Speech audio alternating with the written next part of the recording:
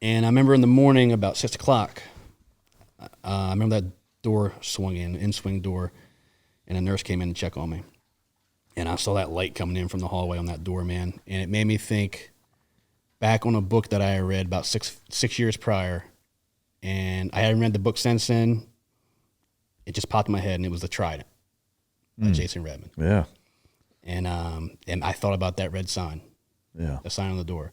And I thought, man, like that's a cool idea. And I'm down for whatever I can right now, right? So my wife comes up. I'm like, hey, I need a marker and some post board. I'm going to do the sign thing. And so she gets it. And she's like, all right, what do you want me to write? And I'm like, I'm going to write it. Just stick it in my cast, and I'm going to move it around the best I can. So I came up with this sign. And said, to all who make entry here, you must enter with a hardened mind and a strong ethos. I'm not here to get back to where I was. I'm here to be better than I was, and I will surround myself with like-minded people. Do not enter with dejection or disdain, sadness or empathy, sadness or fear, or you will be turned away. And I received these injuries doing a job I love for the people and the community that I love, and I received them alongside my brothers who I'll join again soon. And I stuck my patch on it and signed it and propped it up on the door. And then within about 2 minutes, I had the staff down there ask me who pissed me off. And I assured them that the 12 hours that I had been there, everything was great. Yeah. It was just a motivational tool. And it worked. So thank you, Jason, for giving me that idea. Yeah, I'll definitely share this with him. He's familiar. Oh, is he? Yeah, we've spoken. Oh, that's cool. I reached out to him when I was in physical therapy, like on Instagram. Oh, nice. And we talked a lot since then. He actually put a little forward in my book for me. Oh, fuck, that's awesome. Great fucking dude. Yeah. So I did the sign, and I put it up there for two reasons, man. One, just for what it said. It was a warning. I didn't want people in there with a fucking pity party with sad faces and all that shit. I didn't want that garbage, man. I wanted an uplifting environment with smiling faces. I started every day with music on my phone. My department had shift change every morning at 7 o'clock. So every morning at 07, I called in the agency, shared shift change, and try to keep it as routine as possible. And I came up with a game plan. I had long-term goals. One, I wanted to get my fucking life back, obviously. And I wanted to prove people wrong. 2-year recovery to do the things I want to love. Like, if that's your expectation for me, that's not good enough. So I said I was going to run a half marathon in under a year before the 1 year anniversary. That was my goal. So I had to come up with a game plan for that, and I couldn't just jump into it. I had to come up with some small goals, right? And small goals are just simple things, man. Like, walking 2 doors down with my walker, the next day 4, the end of the week I'm at the nurse station and back.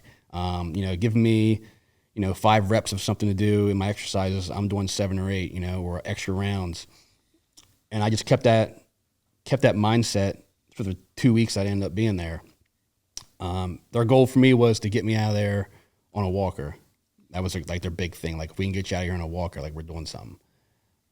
So that told me I could walk out of there on my own 2 feet. That was my goal. And 2 weeks later, we go get released, and they bring a walker in, and I refuse it.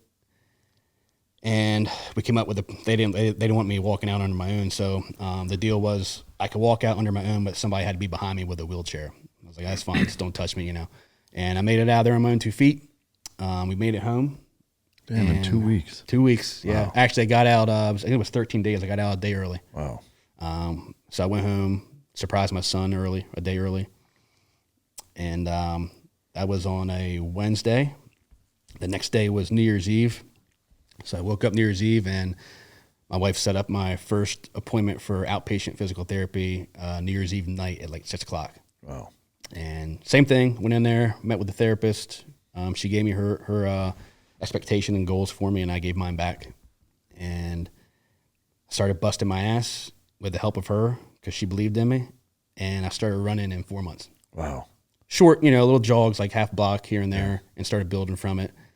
And November comes, 11 months, and I ran the half marathon. No shit. And I ended up running the fastest half marathon I ever ran in my fucking life. Dude, that's incredible, man. It was good. Yeah. And I remember crossing the finish line and collapsing because my fucking leg was killing me. I'll bet. And I just had so many emotions like running through me, man. Like happiness, sadness, fucking hate.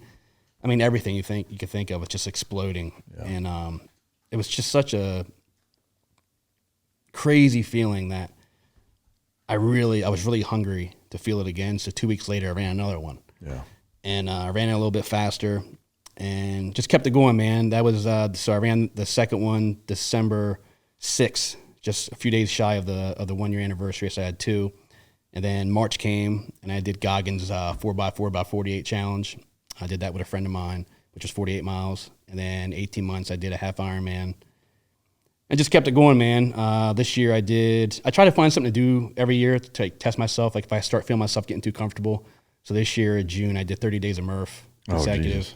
How was that? I guess of all the things that you've done, does one stand out as being the most challenging? 30 days of Murph would be a motherfucker. I would say mentally, Murph was the most challenging mentally. Because that was just, I wasn't like so much sore. I was just fucking tired, man. Because I tried to knock it out early, like at 5 a.m. and get it done with.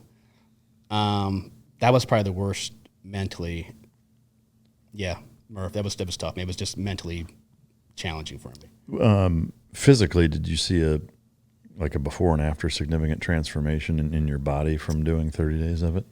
Like, did you lose I definitely a bunch of felt weight? like upper body strength and some definition with it. Same thing with my legs, like with all the squats. I definitely started seeing some more definition. Did you lose a bunch of weight or anything? No, I kept the calories up high. Yeah. I kept my macros up real high because I was still doing CrossFit too, and a little bit of running here and there. So I knew I had to up my macros a lot. Yeah.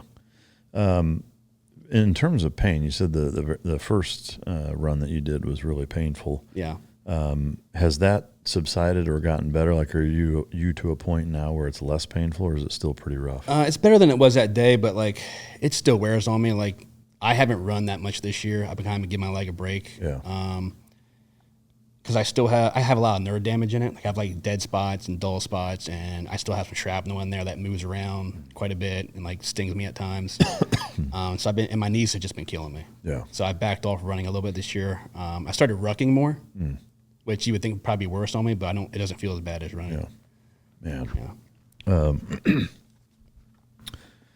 I guess a couple of questions I had going back to the day that it happened. You mentioned that he had a Taurus. It seemed like the fucking guy had a lot of rounds. Like, yeah, he had 2 mags, and I can't remember I don't know how many he had in each mag, but it was purple. the gun was? Yeah, the purple was, and like whenever I do my presentations, I always have the purple gun up, and I'm like, well, at least it wasn't fucking pink camo or some shit. You know what I mean? I don't know how many rounds he had. He had 2 mags. Tiffany green. Yeah, right. Yeah, exactly. So he got 6 rounds off in you, and I mean, it sounds like your vest saved your life. Oh yeah, that was 100%. definitely a 100% kill shot right there. It was center mass. Actually,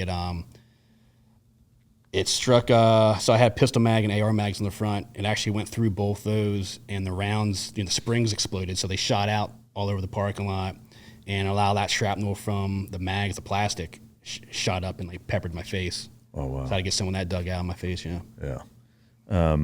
When it actually happened, did you feel any pain when it happened, or was the adrenaline high enough to where?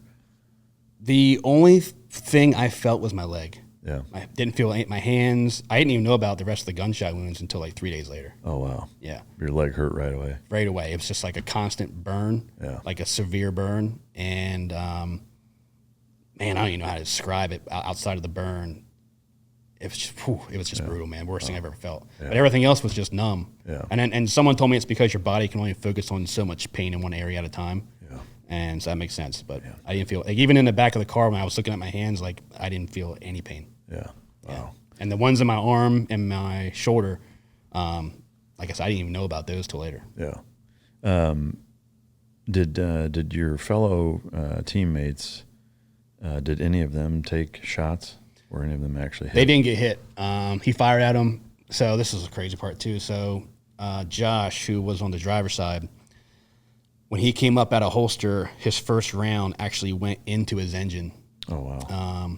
Car stayed running. We didn't know at the time. We found this out later through the investigation. And when we got to the ER doors at the hospital and he put it in park, engine fucking died right there. Wow. That's crazy. Yeah. Yeah. Yeah.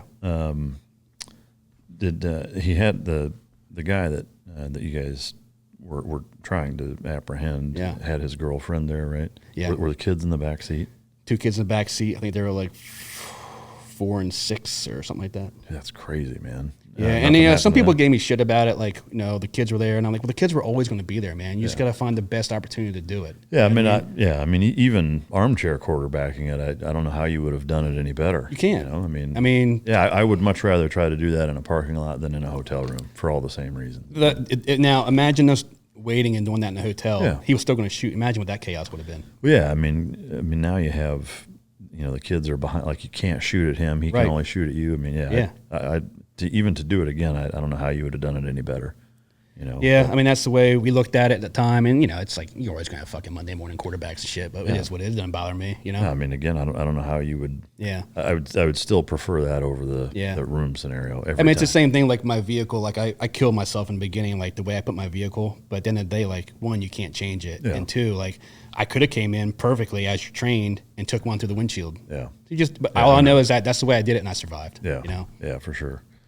Do you know what rounds he had in his gun? So he didn't have hollow points, thankfully. Yeah. I have 2 of them around my neck. 2 of the ones, were those in his gun or those? Yeah, these were, so I had one lodge in my elbow. That's this one here. That looks perfect still. Yeah. And then this one here, it's all mushroomed, is the one that shattered my femur. It actually, so it's crazy. So I had an exit wound on the back of my leg, like just below my ass. So they thought the bullet came out. And so I'll jump ahead from the shooting. When I got home, a little over a month later, I went from like 170 pounds to like 142. So when I got home, I was at bones. And I remember looking in the mirror one morning, and I was like, what the fuck is that? And I had like a little bump down on my abdomen, and I thought it was a hernia. So I went to my family doctor, and she's like, that's not a hernia. You got some kind of foreign object. And I was like, man, you got to be shitting me.